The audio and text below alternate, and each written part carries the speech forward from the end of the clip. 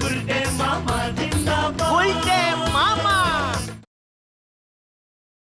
গুলটে মামা।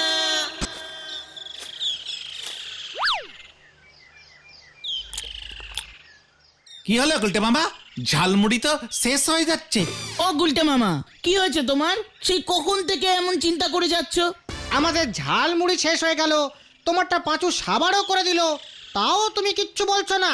ওরে, সারা জীবন ধরে যে আমি এত আড্ডা দিলাম তার কি কোনো দাম নেই রে? ব্যাপারটা একটু ঝেড়ে কাশো তো গুলটে মামা, আর এত রহস্য করো না। রহস্য না রে, খুবই সহানুভূতিকর, ভেরি ইমোশনালিস্টিক, বুঝলি?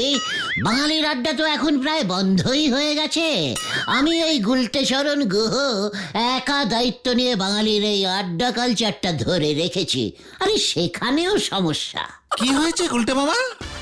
রোজ ঘুম ভাঙলে পিসিমা কানের কাছে সেই এক কথা বলে, আড্ডা মেরে কি আর দিন চলবে? কিছু একটা কর, কিছু একটা কর। হ্যাঁ, সে আর নতুন কি, আমাদের বাড়িতেও তো এই কথাই শুনতে হয়। এত বাধা বিপত্তি কাটিয়ে আমরা আড্ডা দিচ্ছি শুধুমাত্র তোমার জন্য, আর তুমি কি না এত ভেঙে পড়ছো? হোয়াট হোয়াট ভাঙা? নো ভাঙা ভেন্ডি, আমি এখনো একেবারে স্ট্রেটিং, সোজা আছি। তবে ওই গোবিন্দ গুছাই তোমাকে ভাঙার চেষ্টা করছে। আবার? হ্যাঁ রে, আর এবার বেশ কড়া দাওয়াই দিয়েছে পিসিমাকে। কাল বিকেলে পিসিমাকে এসে বলে গেছে, মানে কথা আর 1 মাস সময় দিলাম, এর মধ্যে আমার পাওনা 11,03,170 টাকা যদি ফেরত না দাও, তবে ভিটে মাটি শুদ্ধ আমি তোমাদের উচ্ছেদ করব, মানে কথাই বলে গেলুম হে। মনে রেখো, এই গোবিন্দ গুছাইতের কিন্তু মানে কথা এক কথা। তোমার পকেটে তো 7 টাকাও নেই, তুমি এতগুলো টাকা দেবে কোথার থেকে গুলটে মামা? ভাবছি একটা ব্যবসা করব। ব্যবসা? তুমি? ইয়েস। কেন, যেই বাঙালি আড্ডা মারতে জানে সেই বাঙালি ব্যবসা করতে পারবে না? ঠিক ঠিক, ওই ঝোলা গোবিন্দকে তো যে করেই হোক টাকাটা ফেরত দিতেই হবে গুলটে মামা। প্রতি মাসে নিয়ম করে একবার এসে পিসিমাকে থ্রেটনিং দিয়ে যায়। এত বড় সাহস, এবার একটা হেস্তনেস্ত করতেই হবে। কিন্তু কিসের ব্যবসা করবে বলে ভেবেছো গুলটে মামা? মাথায় তো অনেক কিছুই আসছে। ভাবছিলাম জাহাজের ব্যবসা করলে কেমন হয়। জাহাজ? ইয়েস, জাহাজ ভাড়া খাটাবো। কিন্তু জাহাজ পাবে কোথায় তুমি? ওরে গলদপুরের পচা বলদ পাঁচু, পয়সা ফেললে জাহাজ জোগাড় হয়ে যাবে রে। কিন্তু আমাদের এই গলদপুরে সমুদ্র কোথায় পাবো সেটা ভেবে দেখেছিস? আরে গলদপুরের বলদ ছেলের দল, সমুদ্রের অভাবে আমার এই জাহাজের ব্যবসাটা করা যাবে না, বুঝেছিস? ভাবতে হবে, ভাবতে হবে। গলতপুরে সমুদ্র নেই তো কি হয়েছে, পুকুর তো আছে। তাতে কি হলো? পুকুর কেনা বেচার ব্যবসা করতে বলছিস নাকি তুই?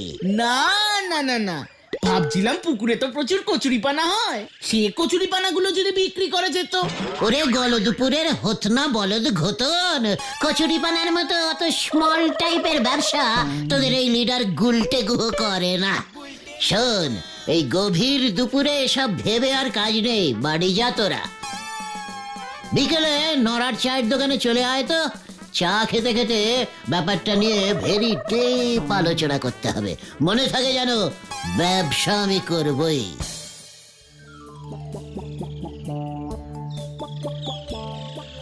নরা, ওরে নরহ নরহ নরা।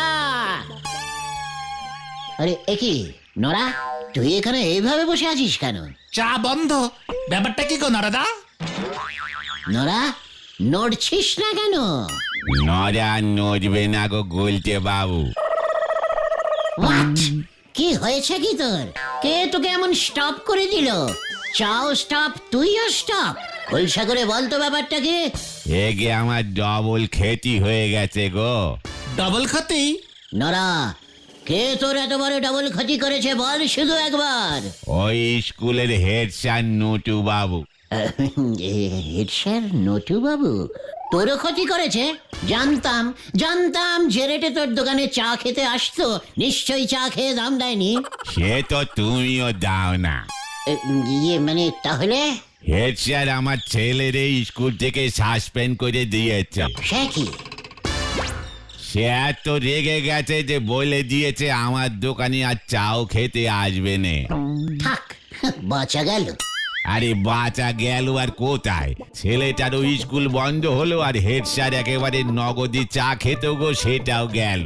কিন্তু হয়েছেটা কি সেটা তো বলো।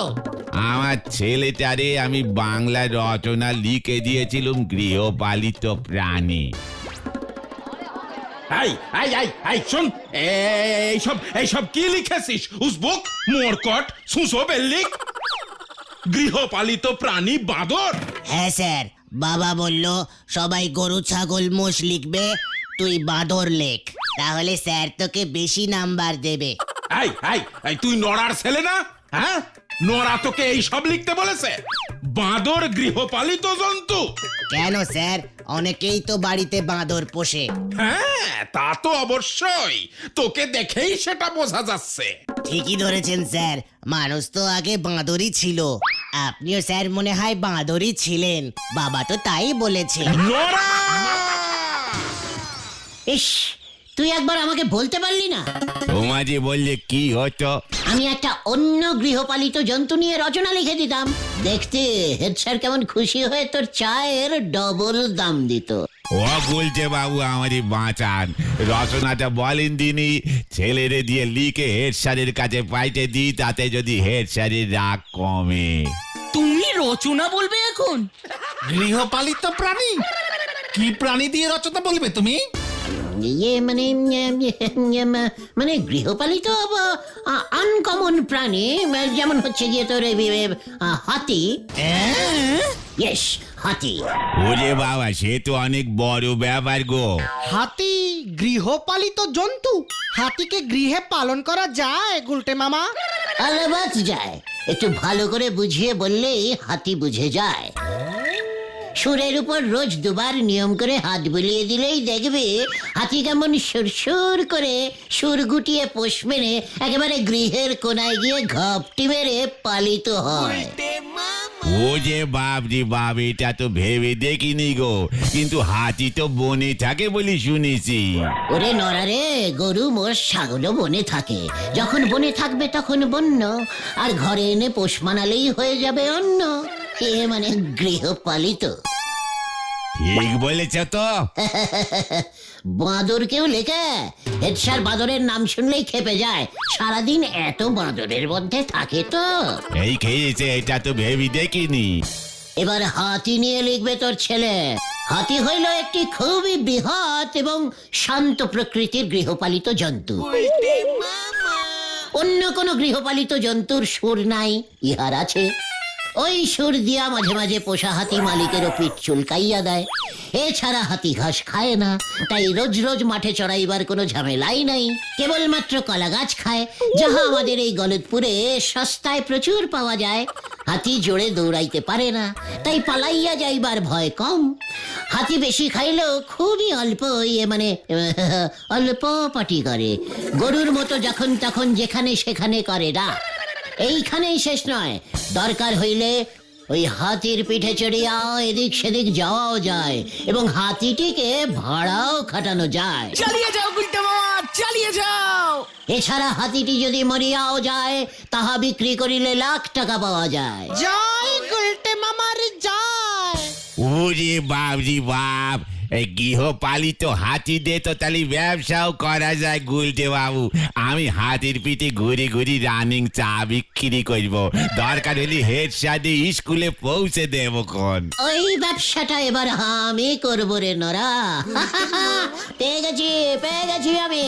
পাঁচুরে চলে আয়, চলে আয়।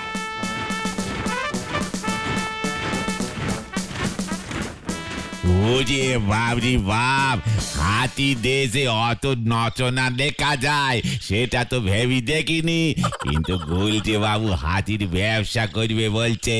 কিন্তু আমাদের এই গলতপুরে হাতিটা পাবে কোথায় সেটা তো বললনি। কি জানি, আমি বরং শর্ট করে যে রচনাটা লিখে ফেলি গে।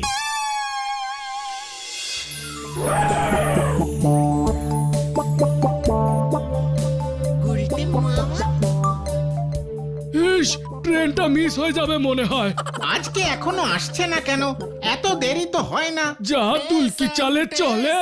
Station station station station station 5 টাকা, স্টেশন 5 টাকা, স্টেশন 5 টাকা, স্টেশন 5 টাকা, স্টেশন 5 টাকা, স্টেশন 5 টাকা, পোস্ট অফিস 3 টাকা, পোস্ট অফিস 3 টাকা।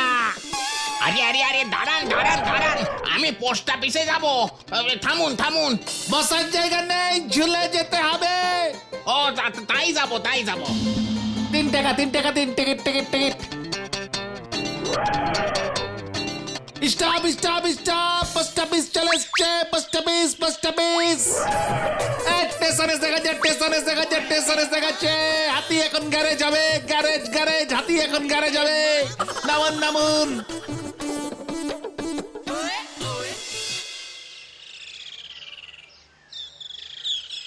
আজ কত হলো রে? 75 টাকা 80 পয়সা গুলটে মামা। যা ডিমান্ড, ভাবছি ভাড়াটা বাড়িয়েই দেবো। আরো 2টো হাতি নামাবো, কি বলিস?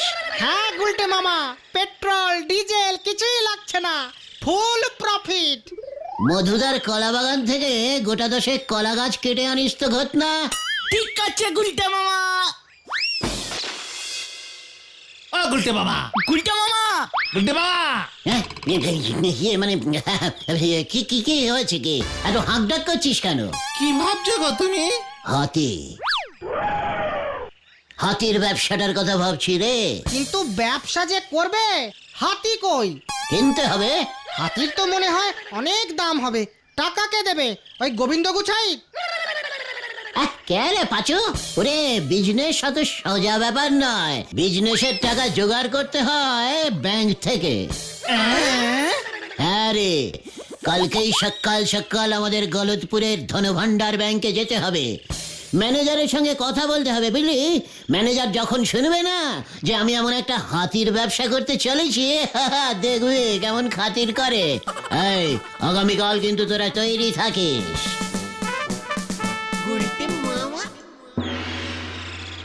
কি কিসের ব্যবসা? হাতি, হাতির ব্যবসা। ইয়ে মানে হাতি। গুলটে গুহ হাতি পরিবহন কোম্পানি। লোকজন মালপত্তর সব ইধার সে উধার করবো, বুঝলেন? হাতিতে উঠলেই 10, মালপত্তর শুদ্ধ উঠলেই 25। তার জন্য আমাকে কি করতে হবে? টাকা দিতে হবে। ধর 1,10,000 দিলেই চলবে। প্রথমে একটা হাতি দিয়ে স্টার্ট করব, তারপর ব্যবসা জমলে হাতিও বাড়বে। তার মানে আপনি বলছেন ব্যাংক থেকে 10 লক্ষ টাকা ধার নিয়ে আপনি হাতি কিনবেন? আলবাত, গুলটে গুহ হাতি পরিবহন কোম্পানি খুলবো। বেরিয়ে যান, বেরিয়ে যান বলছি, বেরিয়ে যান দারোয়ান। এই দেখো কি মুশকিল।